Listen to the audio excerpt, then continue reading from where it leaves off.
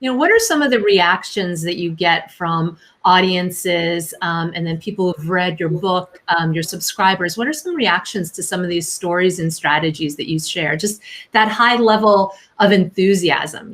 What do you get back from people? I think the number one thing that happens when I talk about moonshot thinking is that the word moonshot gets incorporated into people's vocabulary.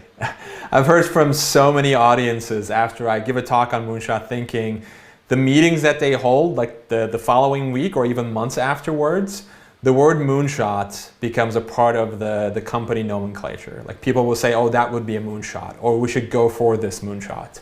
Which always makes me very happy, because it's really, the best you can hope for as a thought leader is for people to take these ideas and apply them.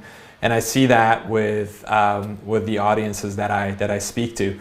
I think the other part of it that also makes me happy is people taking the strategies and exercises and challenges that I mentioned and actually applying them. And I see that all the time as well. And as I mentioned in the keynote too, I mean, it's one thing to dream big, to have big projects in mind, but it's something else to actually bring in the pragmatic element of that as well, which isn't always easy to do, which is why my talks tend to be very action-oriented. And it's always great when I see companies taking the exercises that I mentioned, the challenges that I mentioned, and actually applying them as part of their meetings and process.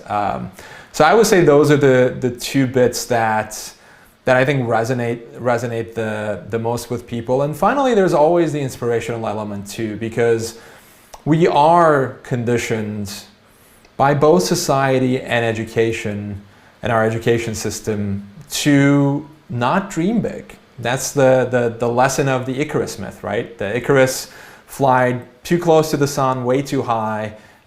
Despite his father's warnings to the contrary, he ended up melting his wings and dying and crashing into the ocean.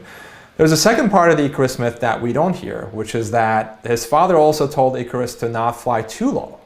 But that part doesn't get mentioned. And so I think when people hear the story of JFK stepping up to the podium at Rice University Stadium, and just the state of affairs, which most people don't know about, like how unlikely that moonshot was, it becomes eye-opening for so many people, because we all know about that moment of Neil Armstrong taking his giant leap, but we don't know enough about how unlikely that possibility was and the thought process that went into it. And so I always love it when my readers, our audience members are inspired to pursue moonshots in their own lives after seeing examples from my talk.